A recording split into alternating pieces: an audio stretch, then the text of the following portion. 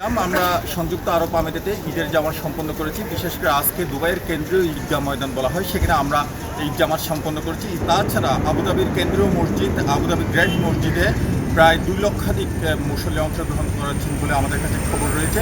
সেটার পরেও বিশেষ করে আলাইন, শারজা, ফুজায়রা, রাস আল খাইমা, উম্মুল কায়েন, আজমানে প্রধান কেন্দ্রীয় ঈদগাহ ময়দানগুলোতে বিশাল বিশাল ঈদ জামাত অনুষ্ঠিত হয়েছে। সেখানে লাখ লাখ মুসল্লি অংশগ্রহণ করেছে। তাছাড়াও অসংখ্য বিশেষ করে মসজিদে ঈদের জামাত অনুষ্ঠিত হয়েছে। সেখানে হাজার হাজার ধর্মপ্রাণ মুসলমানরা অংশগ্রহণ করেছে।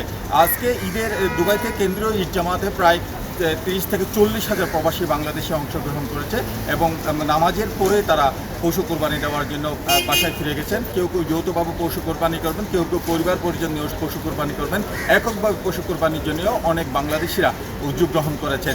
আর বিশেষ করে আজকে কেন্দ্রীয় ঈদ জামাতে যেসব মুসল্লিরা অংশগ্রহণ করেছেন তাদের মধ্যে একটা আক্ষেপ দেখা গেছে, তারা পরিবার পরিজনের সাথে ঈদ করার জন্য দেশে যেতে পারেন না। চলছে প্রেডিকশন গেম নগদ অ্যাপে। প্রেডিকশন করে জিতুন জিক্সার বাইক, টিভি, স্মার্টফোন সহ আরো অনেক পুরস্কার।